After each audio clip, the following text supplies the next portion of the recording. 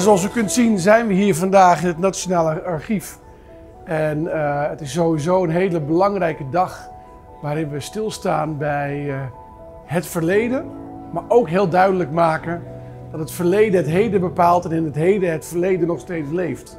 En daarom is het zo belangrijk om in het archief niet alleen de beelden te hebben die u hier achter mij ziet, maar ook de digitalisering van heel veel documenten die ervoor kunnen zorgen dat mensen, of ze nou leven op Aruba of ergens in de wereld, kunnen kijken naar hun geschiedenis, hun heden, de verbanden die er zijn, de linken die kunnen worden gelegd.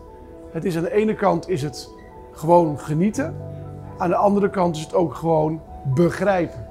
Wie ben ik? Hoe ben ik? Hoe komt het dat ik ben wie ik ben? Dat wordt allemaal mogelijk gemaakt hier in het Nationaal Archief. Dat is buitengewoon belangrijk.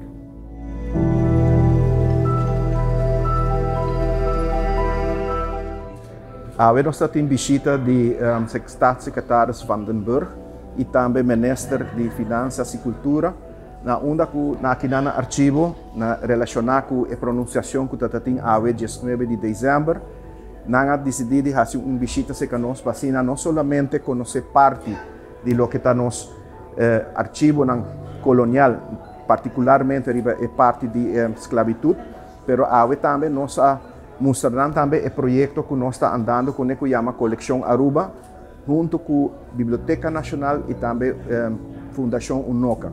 É honor para nós que poder receber staatssecretários a ver um dia especial assim aqui, para assim por o que trabalham que nós como Arquivo Nacional a vinda realizar para o tempo acaba. E nós queremos agradecer também para a atenção que ela dá a nós, de assim curto tempo, há uma visita de sua pessoa aqui.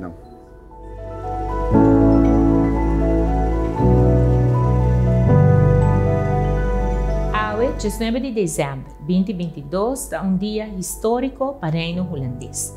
Neste presidente Rutte, em nome do Estado holandês, a reconhecer, aceitar e pedir dispensa, para o qual está a história de esclavitud do Reino Holandês. Um negócio que traz riqueza, mas também houve tristeza. Tristeza com a queda acumulada dentro do siglo, e de qual chega um momento para nós reconhecer que essa é acto contra a humanidade, de qual a herida ainda tem que abrir e começar a parte de sanação. Junto, nós colocamos o caminho de sanação e também reparação para o dano que o aguardo assim. Een welgemeend excuus is altijd bom-vindo.